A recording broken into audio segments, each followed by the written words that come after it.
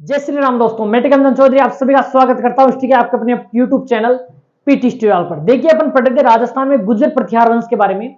अपने गुर्जर प्रतिहार के वंश के बारे में अपन ने सबसे पहले डिस्कस किया था कि गुर्जर प्रतिहार वंश की उत्पत्ति के जो सिद्धांत थे उनके बारे में। फिर उसके बाद में अपन ने देखा था कि गुर्जर प्रतिहार वंश का मूल निवास स्थान क्या है, उसके बारे में अपन ने चर्चा की। फिर उसके बाद में अपन ने चर्चा की गुर्जर प्रतिहार वंश की जानकारी के स्त्रोतों के बारे में कि वह कौन कौन से अभिलेख है जहां से गुर्जर प्रतिहारों के बारे में अपन को जानकारी मिलती है और वो कौन से इतिहास साहित्यिक साक्ष्य हैं जिनसे भी अपन को क्या मिलती है, गुर्जर प्रतिहारों की जानकारी मिलती है। आज अपन थोड़ा आगे चलते हैं और देखते हैं गुर्जर प्रतिहार वंश की जो मंडोर शाखा है उसके बारे में, और इस मंडोर शाखा में कौन कौन से शासक हुए हैं और उनकी क्या क्या अचीवमेंट्स है, उनकी पॉलिटिकल अचीवमेंट्स क्या है और सांस्कृतिक अचीवमेंट क्या है, ठीक है, कल्चरल अचीवमेंट क्या है, उनके बारे में अपन चर्चा करेंगे। ठीक बात है। तो सबसे पहले चर्चा करेंगे अपन गुर्जर प्रतिहारों की मंडोर शाखा के बारे में। मंडोर शाखा के बारे में क्यों चर्चा कर रहे हैं अपन, क्योंकि सबसे प्राचीन शाखा यही है, मंडोर शाखा, या मैं ये कह सकता हूं कि मंडोर के गुर्जर प्रतिहार। ठीक है, तो मंडोर शाखा के बारे में अपन चर्चा करेंगे। मंडोर कहां पड़ता है? जोधपुर। क्योंकि मैंने पहले बता दिया है गुर्जर प्रतिहारों की जो शाखाएं थी वो अलग अलग जगह पर थी। ठीक है, जिसमें से जो मंडोर शाखा है वो गुर्जर प्रतिहारों की सबसे प्राचीन और सबसे पहली शाखा मानी जाती है। माना जाता है कि गुर्जर प्रतिहार यहीं से, इसी शाखा से गुर्जर प्रतिहारों क्या हुआ, अन्य शाखाओं में, अनेक ब्रांचों में क्या हो गए, बट गए। ये जैसे ये मंडोर की शाखा थी, ये जब आगे जाकर आपके कन्नौज की शाखा, उज्जैन की शाखा, भड़ोच की शाखा, आपके भीनमाल जालोर की शाखा, तो अलग अलग शाखाओं में क्या हो गए, बट गए। तो अपन सबसे पहले चर्चा करेंगे मंडोर शाखा के बारे में। ठीक बात है। जब अपन मंडोर शाखा की जब चर्चा करते हैं तो अपन को दो चीज ध्यान रखनी पड़ेगी। पहले तो ये सबसे प्राचीन शाखा है, गुर्जर प्रतिहारों की सबसे प्राचीन शाखा। ठीक बात है। एक पॉइंट तो ये ध्यान रखना है कि ये गुर्जर प्रतिहारों की सबसे प्राचीन शाखा है। दूसरा पॉइंट क्या ध्यान रखना है, यहां के गुर्जर प्रतिहारों को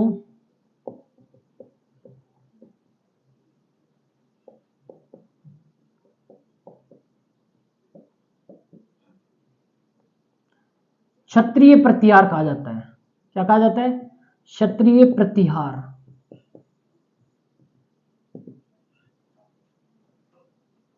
कहा जाता है। ये दो पॉइंट तो आपको ध्यान रखनी ही है। पहला पॉइंट तो क्या है, मंडोर की जो शाखा है वो गुर्जर प्रतिहारों की सबसे प्राचीन और प्रारंभिक शाखा है। जो भी पॉइंट पता चले, जैसे प्रारंभिक हो या प्राचीन हो, तो कौन सी होगी, मंडोर शाखा। क्वेश्चन कैसे बनाया जा सकता है यहां से। दूसरा ये कि यहाँ के जो गुर्जर प्रतिहार थे वो क्या कहलाते थे, क्षत्रिय प्रतिहार कहलाते थे। अब वो कैसे, देखो, जो मंडोर शाखा है उस शाखा का जन्म कैसे हुआ, उस शाखा की स्थापना या इस मंडोर शाखा या गुर्जर प्रतिहार वंश की स्थापना करने वाला कौन था। ठीक बात है, तो उसकी चर्चा करते हैं। ठीक है, तो आपने पढ़ा होगा एक लेख, गठियाला का शिलालेख। वैसे तो आप ध्यान रखना मंडोर शाखा की जानकारी मिलती है किस किस से। एक तो मंडोर का शिलालेख जो आपका कब का है, 837 ईस्वी का है। एक जो गठियाला का शिलालेख है वो कब का है, 861 ईस्वी का है। उन शिलालेखों से इनकी जानकारी मिलती है। तो मैं जिक्र कर रहा हूं गठियाला के शिलालेख में जो उल्लेख किया गया है कि हरिश्चंद्र नामक एक ब्राह्मण था, उस ब्राह्मण को विप्र राजन्य या रोहिलिद्दी नाम से भी जाना जाता था, और वो बड़ा ज्ञानी व्यक्ति था। उसकी दो पत्नियां थी, एक तो ब्राह्मणी पत्नी और एक छत्राणी पत्नी। तो ब्राह्मणी पत्नी का तो कोई नाम का उल्लेख नहीं मिलता, लेकिन छत्राणी पत्नी का भद्रा के नाम से उल्लेख हुआ है।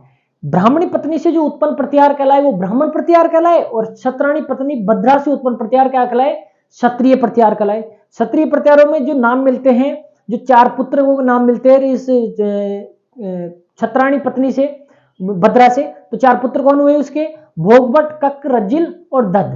इन ने मिलकर क्या किया, इस मंडोर शाखा को जीता, या यानी मंडोर को जीता, और वहां पर क्या किया, अपने पिता का शासन स्थापित किया। ये जानकारी कहां से मिलती है अपन को, गठियाला के शिलालेख से मिलती है। तो मैं एक बार दो लिख ही देता हूं कि अपने दो शिलालेख है जिनसे इसकी जानकारी मिलती है। एक तो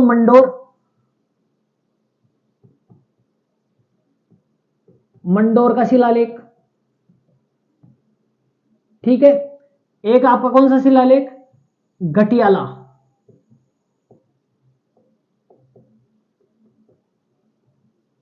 ये दो शिलालेख है जिनसे क्या पता चलता है अपन को, मंडोर शाखा के बारे में जानकारी मिलती है और यहाँ के प्रतिहारों के बारे में क्या बताते हैं, कुछ जानकारी देते हैं। ठीक बात है।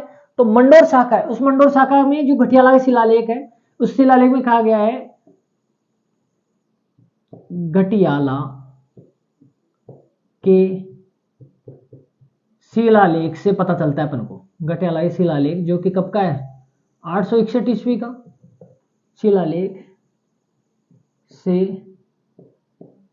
पता चलता है कि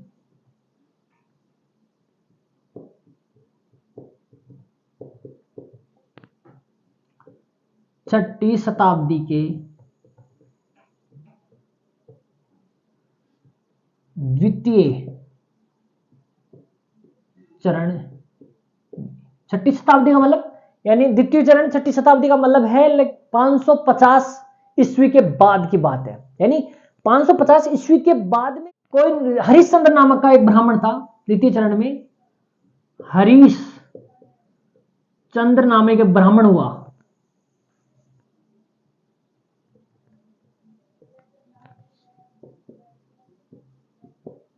एक ब्राह्मण हुआ जिसे, वह बड़ा ज्ञानी व्यक्ति था, जिसे रोहिलिद्दी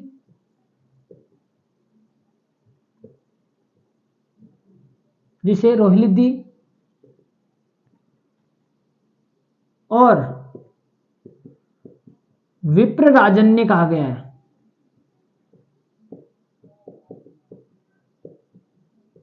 क्या क्या कहा गया है, रोहिलिद्दी और विप्रराजन्य कहा गया है। क्या पता चलता है भाई, घटियाला शिलालेख में जानकारी पता चलती है कि छठी शताब्दी की द्वितीय चरण में हरिश्चंद्र नामक एक ब्राह्मण हुआ जिसे रोहिलिद्दी या विप्रराजन्य कहा जाता था। इसकी दो पत्नियां थी, हरिश्चंद्र की क्या थी, दो पत्नियां,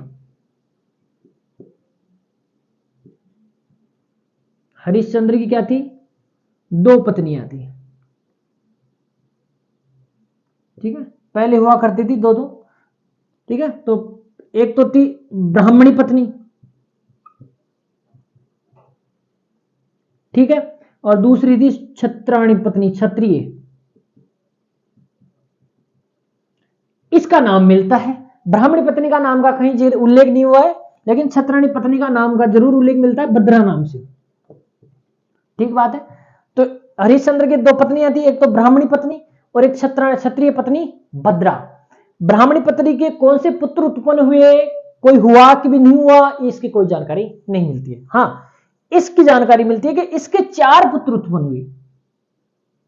किसके, क्षत्रिय पत्नी से हरिश्चंद्र ने 4 पुत्र उत्पन्न किए। कौन कौन से, भोग भट्ट, कक, रज्जिल और दद या दह। ठीक है, ये नाम मिलते हैं।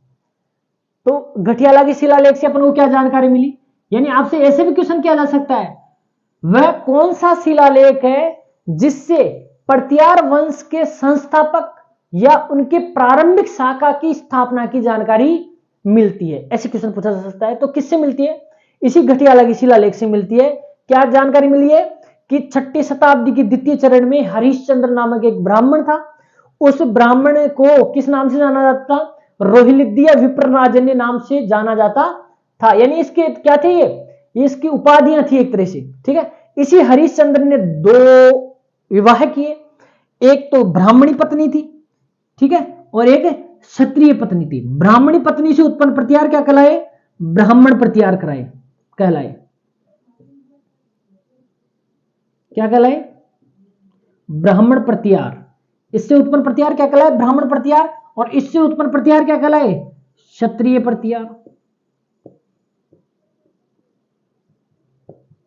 इसी कारण बेटा जी मैंने पहले ही लाइन में लिख दिया है कि यहां के प्रतिहारों को क्या कहा जाता है, क्षत्रिय प्रतिहार कहा जाता है। क्यों कहा जाता है, क्योंकि क्षत्रिय पत्नी भद्रा से उत्पन्न प्रतिहार क्या कहलाए थे, क्षत्रिय प्रतिहार कहलाए थे। और इन्होंने ही मिलकर क्या किया, मंडोर को जीता, और मंडोर में क्या किया, अपने पिता को क्या बना दिया, वहां का शासक बना दिया। ठीक बात है। तो भोगबट, कक, रजिल और दद। अब आगे देखो, इन तीनों ने मिलकर, ध्यान रखना, भोगबट, कक, सॉरी तीनों ने क्या, चारों ने मिलकर, इन चारों ने मिलकर क्या किया, इन चारों ने मिलकर क्या किया, मंडोर को जीता। किसको जीता, मंडोर को जीता और उस पर अधिकार कर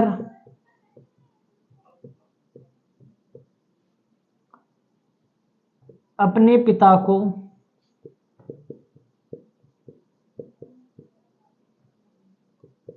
शासक बनाया।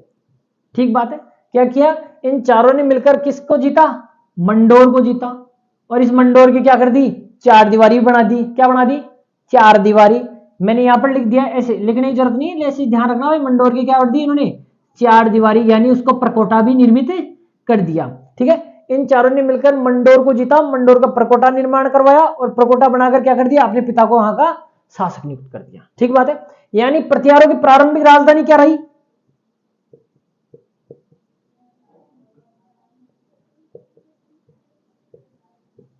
प्रारंभिक राजधानी क्या है, मंडोर। ठीक बात है।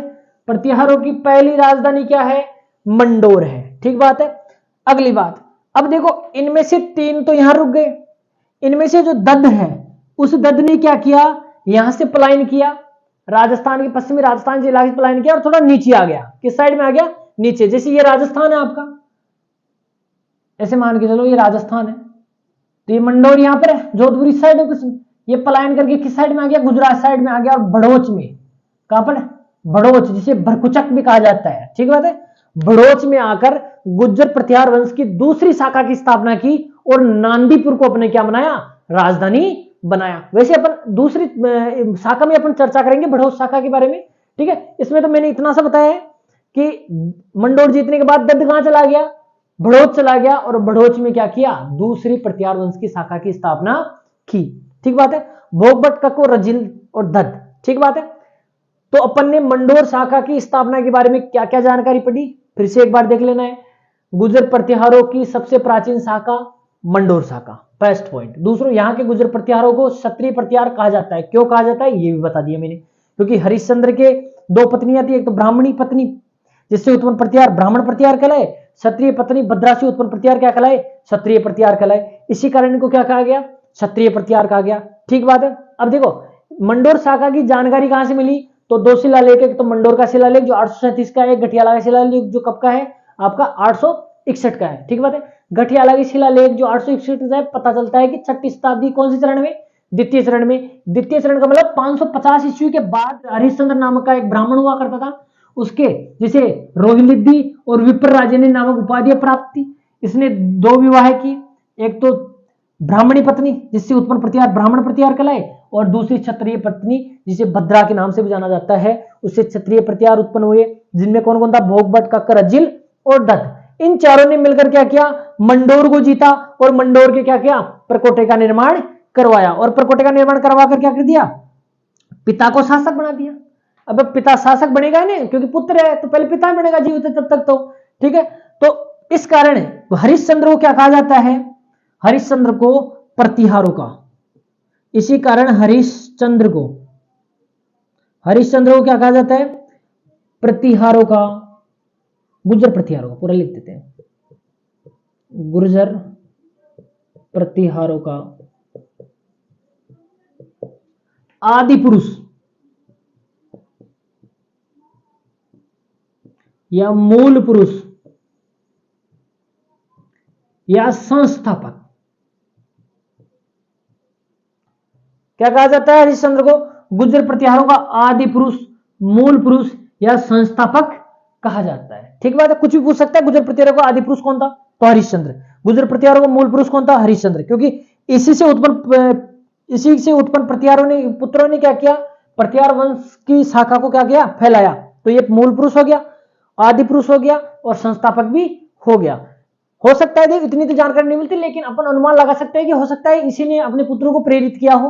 कि अपन को मंडोर जीतना है और मंडोर में क्या करना है, अपना अधिकार बनाना है, क्योंकि आप क्षत्रिय हो। तो क्षत्रिय धर्म ये कहता है, क्योंकि ये खुद ब्राह्मण था और ब्राह्मण क्षत्रियत्व को पहचानते थे। क्योंकि जैसे आपने पता सुना होगा कि कौटिल्य के बारे में तो खूब सुना होगा, जैसे विष्णुगुप्त भी कहा जाता है, चाणक्य भी कहा जाता है।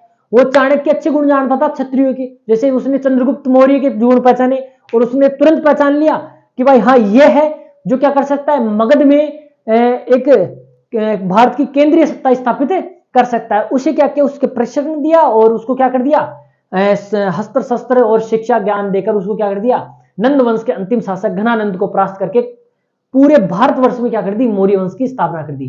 तो ये गुण कौन पहचान सकता है, ब्राह्मण। ये भी क्या है, ब्राह्मण। उसने भी अपने क्षत्रिय पुत्रों को क्या पहचान लिए गुण और क्या कर दिया, उनको प्रेरित किया। तो उन्होंने क्या किया, मंडोर को जीता, परकोटा बनाया और अपने पिता को क्या बना दिया, शासक बना दिया। अब पिता जब तक शासक रहे तब तक राजधानी मंडोर थी, क्योंकि राजधानी जब इन्होंने मंडोर में स्थापना की तो मंडोर राजधानी होगी, ठीक बात है। अब हरिश्चंद्र को क्या कहा गया, हरिश्चंद्र को गुर्जर प्रतिहारों का आदि पुरुष, मूल पुरुष और संस्थापक कहा जाता है। इसके अलावा हरिश्चंद्र की 2 उपाधियां रोहिलिद्धि और विप्रराजन ने, और इसके अलावा इस हरिश्चंद्र को गुर्जर प्रतिहारों का गुरु भी कहा जाता है। क्या कहा जाता है, गुर्जर प्रतिहारों का क्या कहा जाता है, गुरु। कि मैंने बोला ना अभी गुरु, क्यों, क्योंकि हो सकता है इसी ने प्रेरित किया हो गुरु की तरह। एक पिता भी है, ये गुरु भी बन गया एक तरह से, क्योंकि ब्राह्मण है, ज्ञानी व्यक्ति है। तो इसने अपने पुत्रों को क्या किया, निर्देशित किया, अपने पुत्रों को क्या किया, एक तरह से टीचर की तरह इन्होंने ट्रीट करके उन्होंने क्या कर दिया, वो मंजिल प्राप्त करवा दी। जिस प्रकार एक टीचर अपने स्टूडेंट को पहुंचाता है, उसी प्रकार इन्होंने भी क्या कर दी, क्षत्रिय गुर्जर प्रतिहार वंश की स्थापना कर दी। अब बात करते हैं अपन आगे। ये तो स्थापना की बात थी, एक बार स्क्रीनशॉट लो ताकि आगे चले। यस, ये तो थी आपकी मंडोर शाखा की स्थापना की जानकारी। अब बात करते हैं आगे। अब जो ये 4 पुत्र थे आपके, भोगभट, कक, रज्जिल और दद। दद के बारे में मैंने बता दिया है कि दद कहां चला गया, आपका बड़ौद चला गया और उस पर ने क्या की, द्वितीय प्रतिहार शाखा की स्थापना की। लेकिन जो बाकी 3 बच गए उनका क्या हुआ, तो उनके बारे में बात करते हैं, ठीक बात है। अब देखो हरिश्चंद्र के बाद में शासक कौन बना, तो हरिश्चंद्र के बाद में हरिश्चंद्र का जो तीसरा पुत्र था, तीसरा कौन था भाई, भोगभट, कक और रज्जिल। तीसरा कौन था, रज्जिल। अब ये रज्जिल क्या बना, शासक बना। यानी ये क्या था, हरिश्चंद्र का तीसरा पुत्र।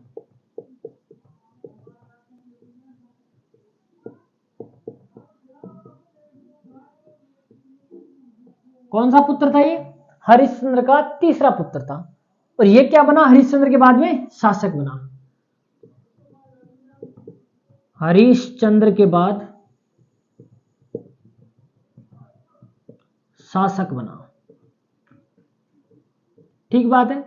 इसने क्या किया, वही इसकी राजधानी मंडोर, ठीक बात है, राजधानी मंडोर। तो इस राजधानी में इसने क्या किया, एक यज्ञ करवाया, राजसूय यज्ञ। क्या करवाया, राजसूय यज्ञ करवाया। इतना से लिख लो, राजसूय यज्ञ करवाया कहां पर, अपनी राजधानी मंडोर में। और इसने रोहिष्कूप, जिसको गटियाला कहा जाता है, गटियाला का नाम क्या था, रोहिष्कूप। रोहिष्कूप में क्या किया, महामंडलेश्वर, महामंडल, महादेव मंदिर का निर्माण क्या किया इसने रोहिष्कूप गठियाला, ये मंडोर का हिस्सा है, रोहिष्कूप गठियाला मंडोर में ही था। तो इसने क्या किया, रोहिष्कूप नगर, इसमें क्या किया, रोहिष्कूप नगर जिसको गठियाला भी कहा जाता है, में क्या किया, महामंडलेश्वर महादेव मंदिर का निर्माण करवाया। किसका निर्माण करवाया, महामंडलेश्वर महादेव मंदिर का निर्माण करवाया, ठीक है। इसका एक दरबारी कवि था, नरहरि।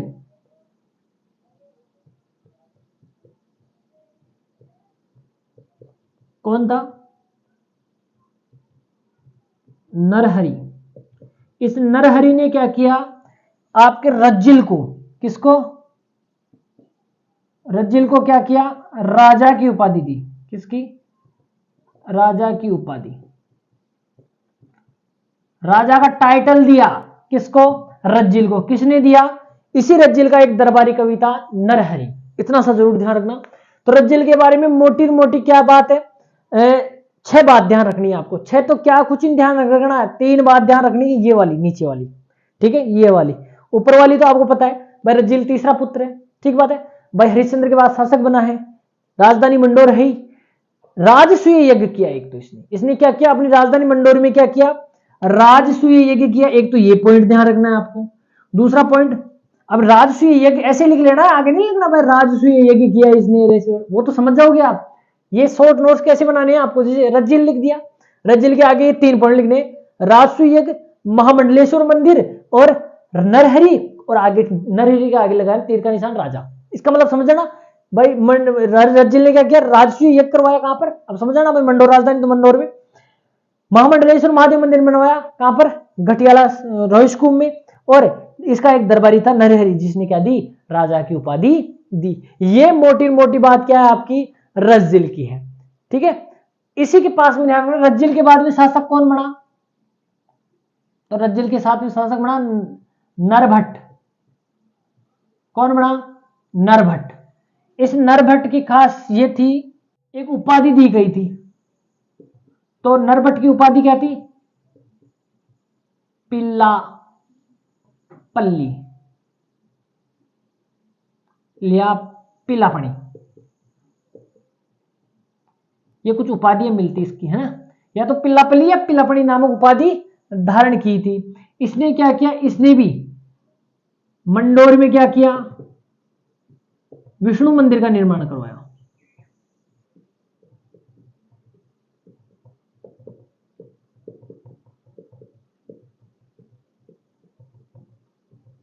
किसका निर्माण करवाया, विष्णु मंदिर का, मंडोर में। यही मंडोर के रोहिस्कूप में।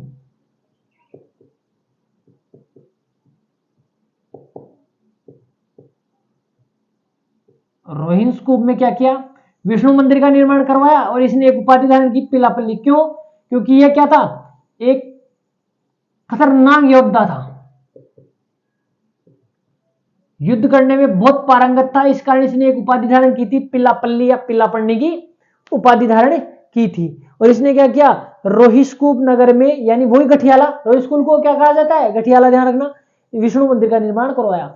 इससे पहले इसका पिता जो रज्जिल था, वो तो ध्यान रखना, ये रज्जिल का पुत्र है। कौन है, रज्जिल का पुत्र,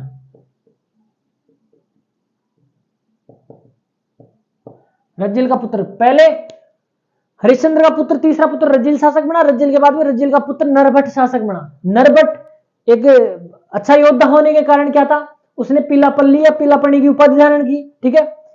और रोहिस्कूप नगर में क्या किया, इसने विष्णु मंदिर का निर्माण करवाया। इसके पिता ने भी तो रोहिस्कूप नगर में या गठियाला में किसका निर्माण करवाया, महामंडलेश्वर महादेव मंदिर का निर्माण करवाया। इसी कारण अपन ने एक मंडोर का जो शिलालेख पढ़ा था, उस शिलालेख में पढ़ा था कि इस समय तक विष्णु और शिव पूजा की आराधना यहाँ पर प्रचलन में थी। वो कैसे पता चली, देखो, इसने तो महादेव मंदिर का निर्माण करवाया, यानी शिव पूजा, और इसने विष्णु मंदिर, तो विष्णु पूजा। तो शिव और विष्णु पूजा की बताओ जानकारी पता चल रही है, नहीं चल रही है। तो इसी प्रकार की साक्ष्य अपन को प्राप्त हुए। तो ये थे आपके मंडोर की शाखा के 2 शासक, रज्जिल, रज्जिल के बाद में रज्जिल का पुत्र नरभट्ट। कुछ ज्यादा जानकारियां है नहीं, ये जो अल्प जानकारियां हैं, इन्हीं के आधार पर यहाँ से क्वेश्चन बनते हैं। इससे ज्यादा इनके बारे में कोई जानकारियां नहीं है। आप देखो सर, इतनी सी 2 ही बात है, अरे बेटा 2 ही बात भी बहुत ज्यादा होती है कई बार, ठीक बात है। यही आपको, क्योंकि अभी और भी शासक आएगा, जिस नरभट्ट का पुत्र नागभट्ट आएगा। नागभट्ट क्या करेगा, आपके नागौर को जीत लेगा, ठीक है। नागौर को जीत कर क्या कर लेगा, नागौर को अपनी राजधानी बनाएगा। उसके बारे में महत्वपूर्ण जानकारी है, जरूर है, ठीक बात है। ये थे आपके मंडोर शाखा के 2 प्रसिद्ध शासक। अब बाकी जो क्लास होगी वो होगी अगली, उसमें अपन बात करेंगे इसी नरभट्ट के पुत्र नागभट्ट प्रथम के बारे में। इसके बाद में क्या नाम है, कुक्कुक, और कुक्कुक के बाद में और 1-2 शासक, उनके बारे में अपन चर्चा करेंगे। और इस प्रकार क्या हो जाएगी, आपकी अगली क्लास में मंडोर की शाखा कंप्लीट हो जाएगी। तब तक लिए पढ़ते रहिए, खुश रहिए। जय श्री राम, खमा गणी।